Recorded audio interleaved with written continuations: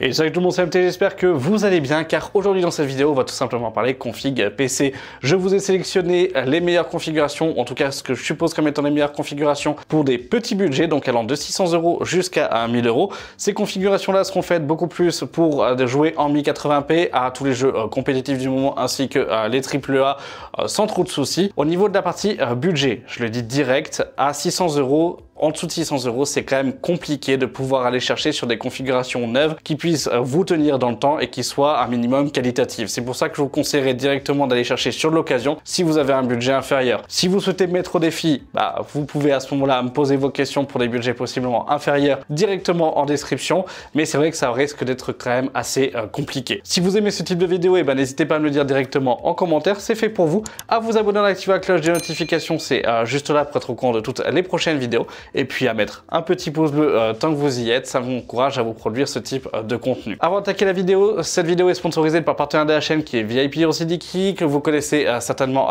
déjà. Je vous mets un timecode si vous souhaitez passer à la sponsor, sinon je vous dis dans une minute pour la présentation des premières configurations. C'est parti. Et donc là on se retrouve sur le site de VIP Hirosudiki. Nous, ce qui va nous intéresser, ça va être les clés Windows 11 et Windows 10. Windows 11 Pro, vous l'avez pour 27 €. Windows 10, ça dépend tout simplement de votre version. Donc ça, c'est vraiment à sélectionner en fonction de votre système d'exploitation. Vous avez les deux qui sont disponibles. On revient sur Windows 11 Pro parce que c'est celle que j'ai besoin. Elle est à 27 €, mais avec le code MHT18, MHT18, je le précise, vous avez 25% de réduction. Ça vous fait la clé à 20,25 €. Moi, je vais passer par PayPal pour la partie paiement. Vous le voyez, c'est effectué assez rapidement. On va directement se retrouver dans le centre utilisateur, afficher la clé, puis obtenir la clé. Là, vous avez votre clé d'activation.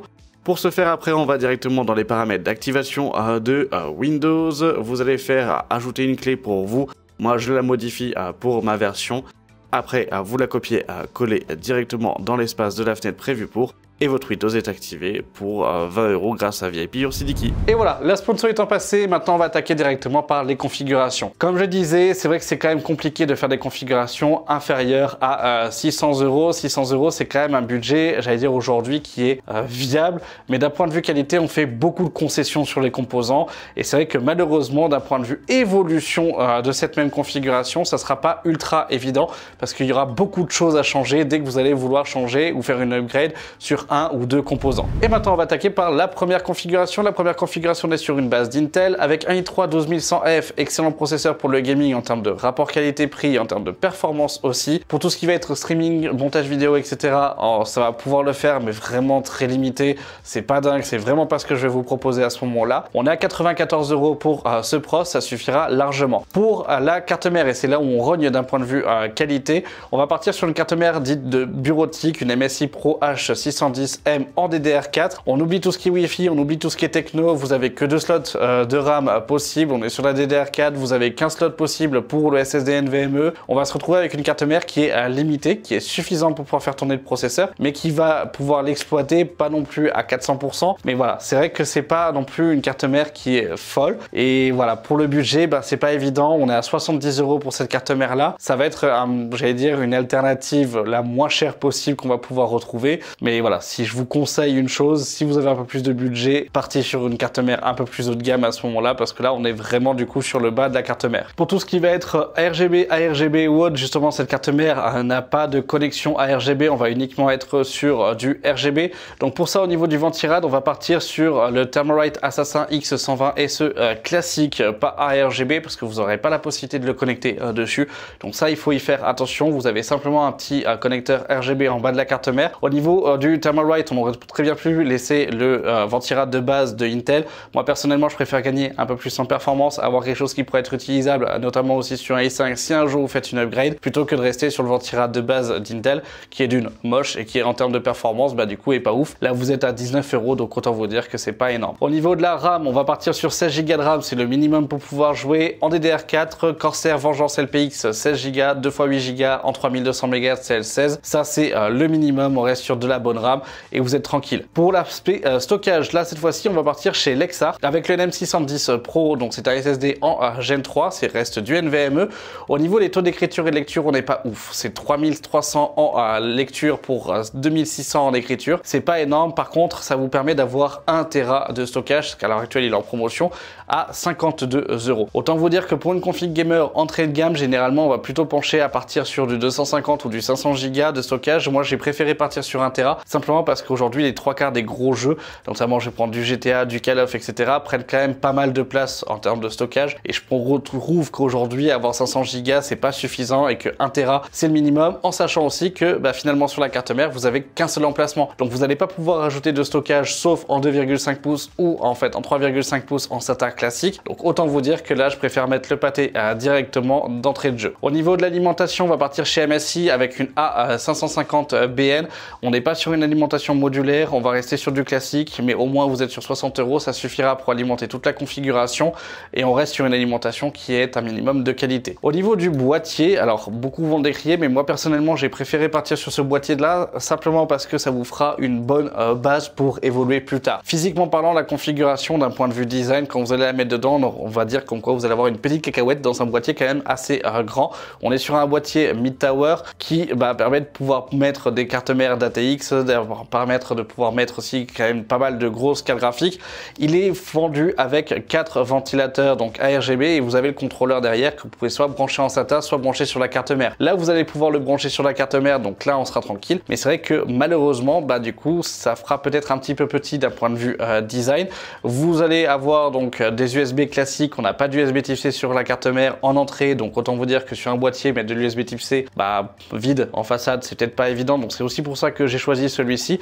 On est un très bon rapport qualité-prix puisqu'on est à 64 €, donc autant vous dire que ça vous permettra de pouvoir d'une évoluer, vous partez sur un bon boîtier, et c'est vrai que esthétiquement parlant on va perdre un petit peu de charme avec la configuration qui va être un peu petite dedans, mais ça sera pas non plus quelque chose de très grave. On va faire un point avant la carte graphique parce qu'on a presque tout, on est à 407,98 € pour cette configuration au total, et au niveau de la carte graphique, là je vais tout simplement vous dire, partez là cette fois-ci chez Cdiscount, vous avez une ASRock RX 6600. La 6600 est une très bonne carte graphique pour de la 1080p, ça vous permet de faire tourner des jeux comme Red Dead, etc. sans trop de problème. Vous allez pouvoir avoir les jeux compétitifs aux 144 images par seconde dès que vous adaptez directement le côté qualité. On est à 190 €, c'est l'une des moins chères que j'ai pu trouver sur le marché. Sur Amazon, si vous souhaitez la prendre sur Amazon, vous avez chez NR Info avec les XFX directement des cartes graphiques, donc des 6600, 6650 qui vont être aux alentours des 220 à 240 €. Donc si vous avez un peu plus de budget que les 600 €, vous pouvez partir dessus. Pour cette configuration là comme ça, on va atteindre 600 € presque tout pile. Donc autant vous dire que c'est quand même assez agréable. Si vous avez un peu plus de budget à ce moment-là et que vous souhaitez pas le mettre dans la carte graphique et vous souhaitez partir sur une carte mère un peu plus haut de gamme, partez sur des B650 que vous allez pouvoir retrouver aux alentours des 80 à 90 € voire 100 € avec la DDR4, notamment chez Gigabyte avec la Gaming X, ou en fait avec certaines teufs que vous allez pouvoir retrouver. Mais attention, vous allez vite monter en termes de tarification aussi pour des formats ATX où là on va plutôt passer les 150 à 200 €. Donc voilà, faut y faire quand même un peu attention. Là ça va être le strict minimum que je vais pouvoir vous proposer pour une config à 600 €. Et voilà, donc ça là c'était tout pour la configuration à 600 €. Maintenant on va passer à la deuxième configuration qui est une alternative évoluée de cette dernière. On va être aux alentours des 800 à 870 € pour la seconde configuration. Pour cette configuration là on change toujours le processeur, on va partir chez Intel. Pourquoi je vais vous proposer, et là vous verrez presque toutes les configurations seront sur Intel, simplement parce que la dernière génération de plateforme AMD coûte un peu plus cher, donc finalement on va baisser à chaque fois sur certaines qualités pour pouvoir juste avoir le processeur d'AMD. Les performances des processeurs Intel sont quand même de meilleurs rapports performance-prix à l'heure actuelle, donc c'est vrai que c'est quand même plus intéressant de partir sur ces bases là. Je vous montrerai justement un exemple en fin de vidéo sur la dernière configuration avec un processeur AMD, et vous allez vite voir que ça quand même risque d'être compliqué. Pour celle-ci, donc on part sur un i5, le 12400F, excellent processeur, pour moi c'est l'un des best-sellers qu'on va pouvoir retrouver à l'heure actuelle, et franchement on a un très bon CPU à ce moment-là pour tout ce qui est partie gaming. Vous allez pouvoir attaquer aussi le streaming, vous allez pouvoir faire du montage vidéo avec sans trop de problèmes, donc c'est vrai que du coup ça vous permettra de pouvoir avoir un bon processeur. Au niveau de la carte mère, même si là on va augmenter d'un point de vue qualité, on reste pas non plus sur une carte mère folle, on n'est pas sur une excellente carte mère, mais on part chez ASRock avec la B660M Pro RS. On est sur de la DDR4 pour cette CM là.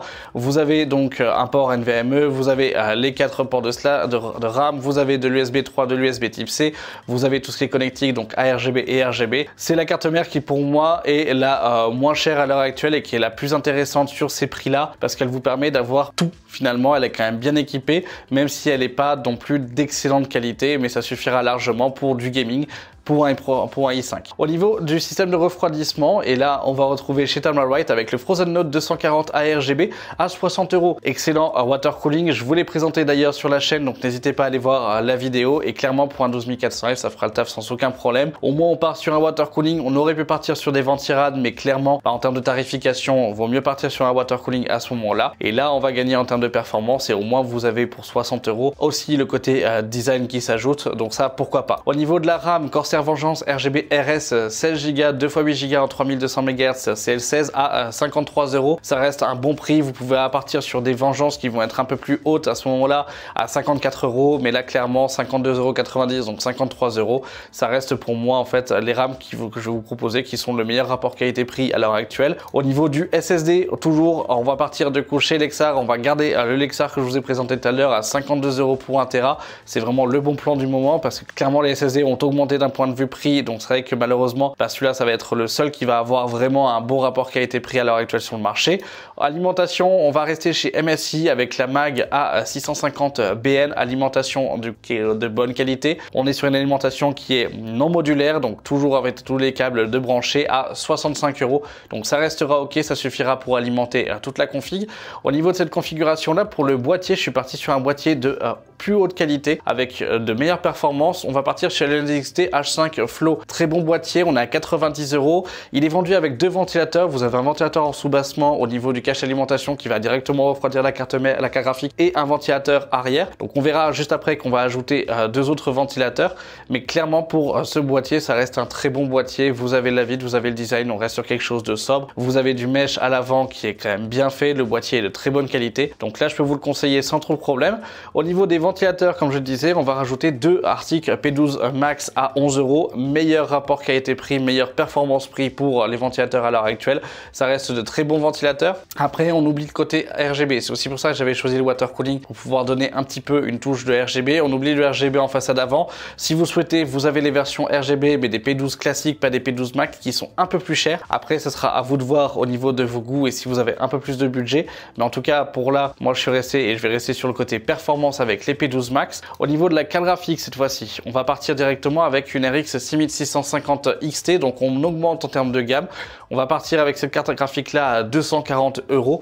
Ça reste une bonne carte graphique. Vous allez pouvoir toujours attaquer donc les jeux en AAA, les jeux en compétitif. Vous allez gagner en performance vis-à-vis du processeur et au niveau de la carte graphique aussi.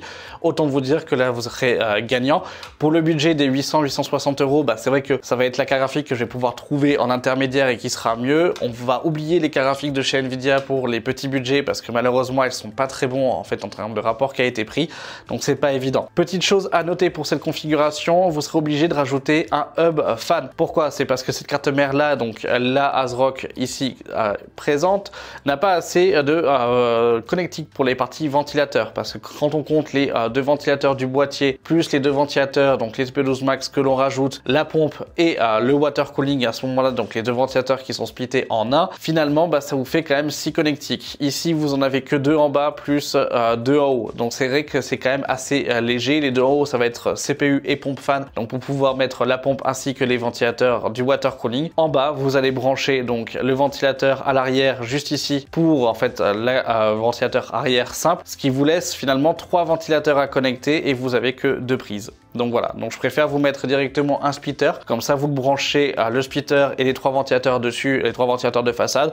Au moins les 3 ventilateurs de façade tourneront ensemble en même temps à la même vitesse et là vous avez encore une possibilité de branchement et vous êtes tranquille. Donc ça c'est quand même quelque chose à y faire attention, au même titre que sur cette carte mère là, comme vous pouvez le voir, la partie ARGB est en bas et vous avez qu'une seule connectique ARGB sur cette dernière. Donc si vous prenez des ventilateurs ARGB, faites attention au niveau du câblage et faites attention pour le raccordement à que ça soit du coup compatible et que ça puisse se faire tranquillement. Voilà, ça c'était la configuration. En termes de budget total pour cette configuration, on est aux alentours donc des 868 €, ça va dépendre des promotions ou autres. C'est vrai que ça reste un petit peu élevé, certains vont me dire à presque 900 €, du coup tu proposes qu'une 6650. Oui, parce que après il faut vraiment tout changer au niveau de l'architecture, et pour moi cette configuration là je la voyais comme étant l'intermédiaire en mode upgrade de la première finalement, même s'il y a tout qui change, et un petit peu intermédiaire, et c'est vrai que pour ce budget là c'est un petit peu compliqué de pouvoir tout allier. Maintenant on va passer justement au budget supérieur, on va arriver au niveau des 1000 €. Et pour la configuration à 1000 €, donc on va attaquer avec le processeur 12400F. Vous allez voir, en fait la configuration à 1000 €, je le dis rapidement dès le début, c'est exactement la même que celle à 800 et quelques, sauf qu'on va avoir une upgrade vis-à-vis de la carte graphique. Donc au niveau du processeur, on est sur le 12400F. On change de carte mère, et là on upgrade la carte mère, on part sur une B660 plus Wi-Fi D4 de chez Asus TUF. Excellente carte mère, vous avez toute la technologie de chez Asus, vous retrouvez du coup plusieurs emplacements pour de SSD NVMe, vous avez plus de possibilités au niveau de la RAM, vous avez un équipement qui est quand même plus et mieux fourni sur cette dernière, donc clairement on va se retrouver avec une très bonne carte mère. On est à 165 € et là ça vaut le coup. Au niveau de la barrette de RAM, on reste sur les mêmes, donc RGB RS 2x8 Go 3200 MHz. Pour le refroidissement, on reste sur le même Thermalright Frozen Node 240 RGB. Pour le stockage, pareil, on change pas, c'est le NM610 Pro de chez Lexar en 1 Tera. Au niveau de l'alimentation, on reste sur la 650 watts de chez MSI. Pour le boîtier, pareil, on change pas, ça reste le NZXT H5 Flow. Après, vous pouvez changer, vous pouvez sélectionner vous aussi votre boîtier en fonction des préférences si vous n'avez pas celui-là. Vous savez que vous avez un budget global de 90 € sur cette configuration-là pour pouvoir changer le boîtier. Vous allez trouver des fois en promotion le 4000D de chez Corsair sans les ventilateurs qui va être lui aux alentours, oui, des 80-90 €. Avec les ventilateurs, vous avez 10 € de plus et au moins vous avez 3 ventilateurs à RGB.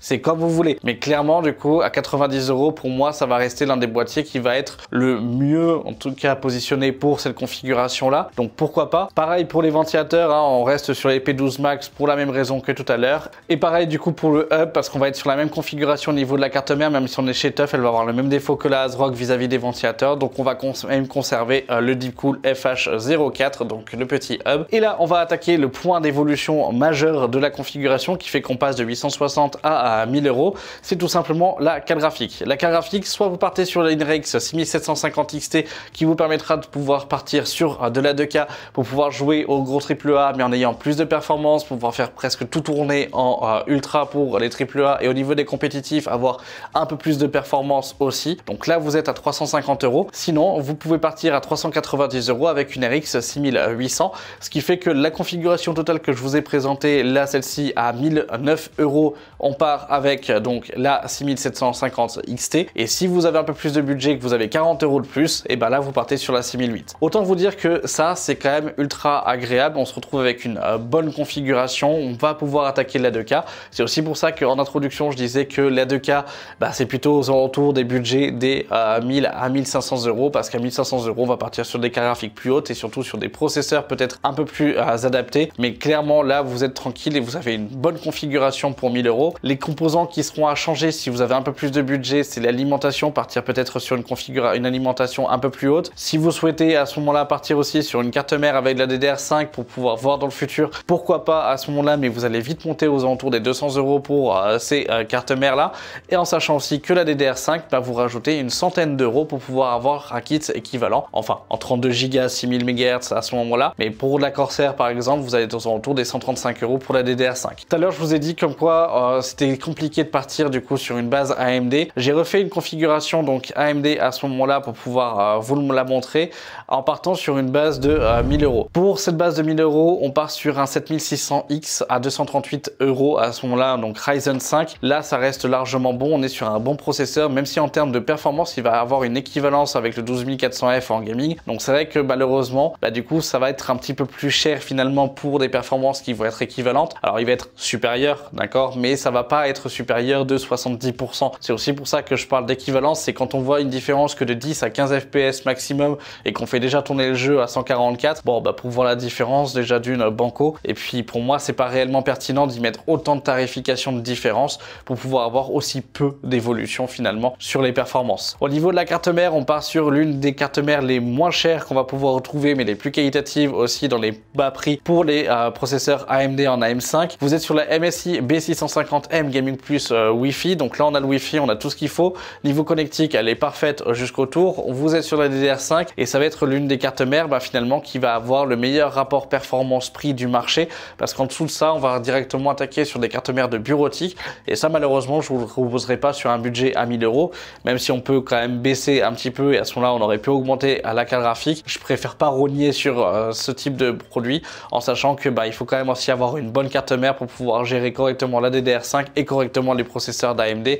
Donc voilà, j'ai préféré partir sur une carte mère de qualité. Pour la RAM, pareil, donc comme je vous le disais, là on passe sur la Corsair Vengeance RGB en 32 Go, 6000 MHz CL36, 135 €. Donc ça reste ok. On a la touche de RGB, on a quand même quelque chose qui est bon. Au niveau du système de refroidissement, on va rester sur un Thermalright Frozen Note 240 à RGB, donc ça nickel. Pour le SSD, on reste sur le Lexar que je vous ai présenté depuis tout à l'heure, donc 1 Tera 52 €, pas de souci.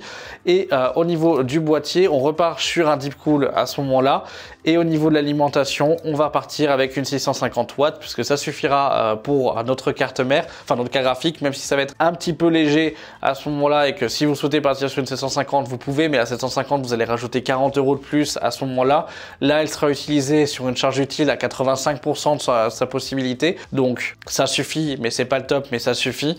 Et au niveau de la carte graphique, on va partir sur une 7600 à 270 € avec une XFX, donc Swift 210, qui restera du coup une bonne carte graphique pour de la 1080p. On va attaquer un petit peu la 2K, mais ça sera pas non plus exceptionnel. En termes de carte graphique, elle est moins performante que la 6750 XT que je vous ai présenté, ou la 6800. Voilà, donc c'est vrai que là, en termes de budget sur la configuration, si on part sur une base d'AMD, on est aux environs des 1070 €. Autant vous dire que pour 1070 €, avoir moins de performance que celle qu'on avait sur une base d'Intel pour 1049 €, franchement ça me gêne un petit peu de vous pouvoir le proposer, parce que finalement ce qui va coûter le plus cher, et là où on perd en termes de tarification, c'est le processeur qui coûte plus cher, la carte mère qui coûte un peu plus cher, et la RAM qui coûte quand même beaucoup plus cher, finalement, le fait de passer sur la DDR5. Certains vont pouvoir me dire, oui, mais là, parce que tu es parti sur la dernière génération, tu es parti sur des 7000, tu aurais pu partir sur des 5000, etc. Pourquoi faire ? Pourquoi partir sur des générations qui sont mortes, qui sont plus supportées, où on n'a plus d'évolution en fait dessus? Vous allez me dire que c'est peut-être le même discours pour le 12400F.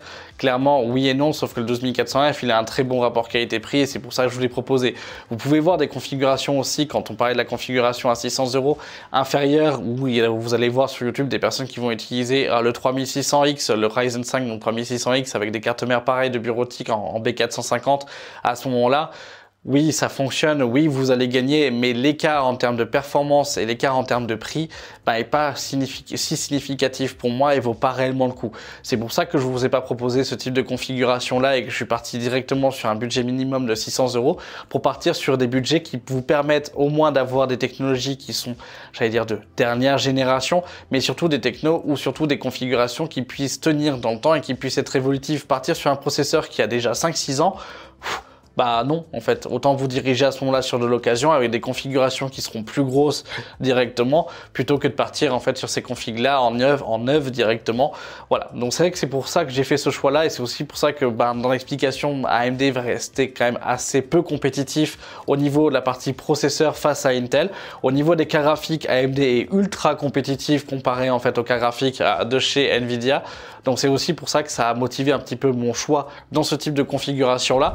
Voilà, j'espère que cette vidéo vous aura plu. On est quand même du coup sur des configurations qui pour moi semblent quand même assez équilibrées, qui vous permettront de pouvoir faire tout tourner à l'heure actuelle en 1080p au minimum pour celle à 600 € et voire en 2K pour les budgets aux alentours des 1000 €. Vous avez différentes alternatives. Je vous mets tous les liens en description de tous les produits et des configurations, donc n'hésitez pas à aller voir. Si vous avez des modifications, si vous avez des remarques, n'hésitez pas à me le dire directement en commentaire de façon constructive. M'insultez pas si par exemple j'ai fait une erreur ou autre, ça arrive à tout le monde, mais dites-le à ce moment-là en commentaire. Et si vous avez d'autres configs à proposer pour des tarifs qui seront plus intéressants, et pareil, vous pouvez le faire directement en commentaire, n'hésitez pas, c'est fait pour vous. Si vous avez aimé ce type de vidéo, n'hésitez pas à me le dire directement aussi en commentaire, à mettre un pouce bleu, à vous abonner, à activer la cloche de notification pour être au courant de toutes les prochaines vidéos.